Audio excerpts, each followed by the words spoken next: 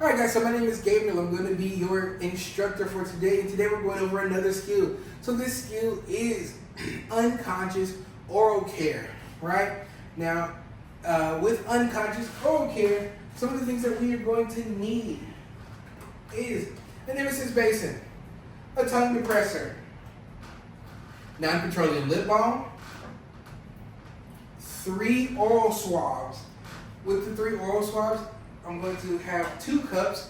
In one of my cups, I'm going to have water. In my other cup, I'm going to have a mouthwash water solution that is 1 part mouthwash, 3 parts water. In that, I'm going to put, in my mouthwash solution, I'm going to put 2 of my oral swabs. And in the water solution, I'm going to put 1 of my oral swabs. Of course, I need mouthwash for that solution,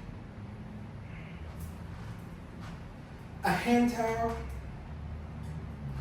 and then a barrier to set everything on, right? Now, when it comes to unconscious oral care, we want to make sure that we continue to talk to our patient even though they're unconscious. All right, we still treat them as if they can hear and understand everything that we're saying, because we don't know what their level of consciousness truly is. All right, so to get started, we're gonna, my name is Gabriel. I'm gonna be your CNA today. Just coming to get your mouth all cleaned up. All right, I'm going to wash my hands, put on my gloves, provide some privacy. All right, now I'm going to sit the bed up to 60 degrees. Do not get this confused with conscious oral care, where you sit the bed up to 90 degrees.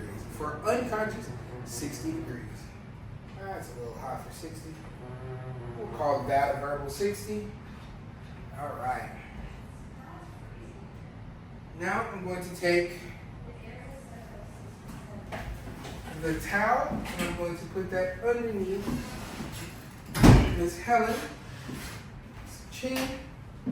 I'm also going to take my emesis basin. I'm going to set this to the side, and I'm going to assist my patient with turning her head so that way it can run out, or anything that I put into her mouth can run out of her mouth. Right? Now with my tongue depressor, I'm going to open that mouth up, and I can get rid of that.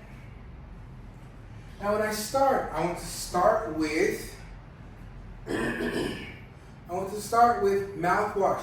I'm going to clean the outside of my patient's teeth. So I'm going the outside of the teeth.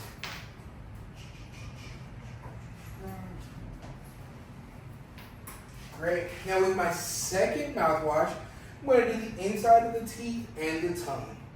Inside of the teeth and the tongue. All right. And then the last thing I'm going to do is I'm going to take my water. I'm going to do the whole mouth. So outside of the teeth, inside of the teeth, and the tongue. All right.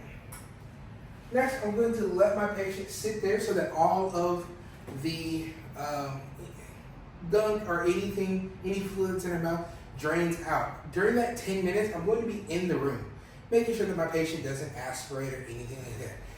Now, in some settings, you may have like a yonker or something to suction out all of that excess fluid.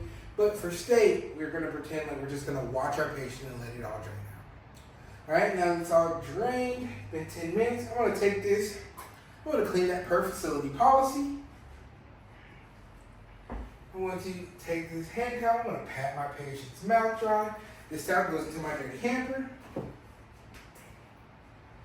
I take my non-petroleum lip balm. I put non-petroleum lip balm on my patient. I'm going to get her re-straightened up in bed. Nice. She's good. I'm going to set that bed down to what we call a comfortable working position. That's at 30 degrees. Call that up about 30. Make sure we give her call light. Then we thank her. Thank you so much, Miss Helen. All right, got your mouth all cleaned up. Make sure that there is water at the bedside just in case she wakes up or something like that. Clean up my area, take off my gloves, wash my hands, record and report.